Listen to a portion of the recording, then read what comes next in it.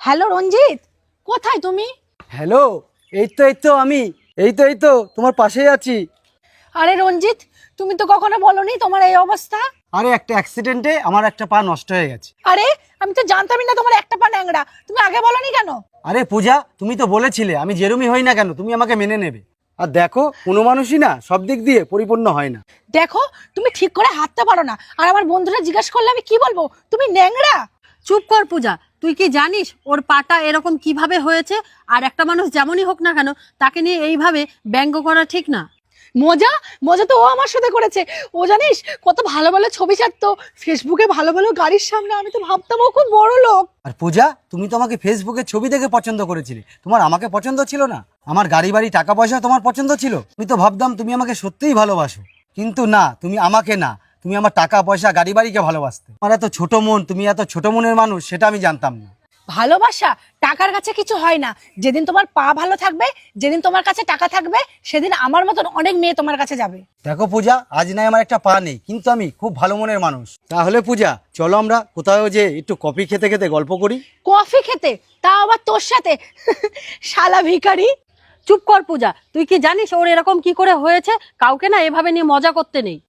রঞ্জিত, আমি ওর হয়ে তোমার কাছে ক্ষমা চাইছি, প্লিজ ক্ষমা করে দিও। না না, তুমি ক্ষমা চেও না। তুমি ক্ষমা চাইবে কেন? না না, আমি ভেবেছিলাম পূজা আমাকে সত্যিই খুব ভালোবাসে, কিন্তু ওর আজকে আসল রূপটা বেরিয়ে গেল। চলো, আমি খুড়া তো খুড়াই ভালো, মানুষের আসল রূপটা তো বেরিয়ে গেল। আর সরি, আমি তোমাকে খুব ভালো ভাবতাম, আর তুমি সেটাকে ভুল প্রমাণ করলে। আরে ন্যাংরা, তুই আবার গাড়ির চাবি নিয়ে কি করছিস?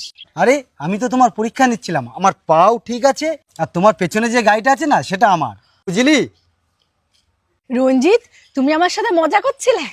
আমিও তো এতক্ষণ তোমার সাথে মজা করছিলাম। আমি তো তোমাকে খুব ভালোবাসি। ও খুব ভালোবাসো? তুমি এতক্ষণ ধরে আমাকে যে অপমান করলে, তারপরে ভালোবাসার কথা তোমার মুখে মানায় না। তোমার মতন কিছু মানুষের জন্য না আজকে আমাদের সমাজের বদনাম হচ্ছে। আর হ্যাঁ, তোমার মনটা না খুব ভালো। আর কি তোমার নামটা জানতে পারি? আমার নাম পিঙ্কি। ও তো তোমার বন্ধু, ওরা তোমার মধ্যে কতটা তফাৎ দেখেছো? এটাকেই বলে একটা ভালো মানুষ আর একটা খারাপ মানুষ। তোমার সাথে কফি খেতে যেতে পারি? ব্যবহার আমার খুব ভালো লেগেছে। আরে রঞ্জিত, তুমি এটা কি বলছো? তুমি তো এখানে আমার সাথে দেখা করতে এসছো। এটা আমার বন্ধু, আর ও কোথাও যাবে না। তুমি চুপ করো তো, তুমি কি আমার সাথে যাবে? অবশ্যই যাব। আর হ্যাঁ, আজ থেকে তোর আর আমার বন্ধুত্ব শেষ। তোর আর আমার সাথে কোনো সম্পর্কই থাকবে না। আর আমি তো ভাবতেই পারিনি তোর এইরকম মন। কখনো যদি আমারও এরকম হয়, তুই তো আমাকেও ছেড়ে দিবি। আর আজ থেকে আমি তোর সাথে কোনো রকম কোনো বন্ধুত্ব রাখতে চাই না। এসেছিলাম তোমার সাথেই যাবো বলে, ভগবান আমায় বাঁচিয়ে দিল। চলো।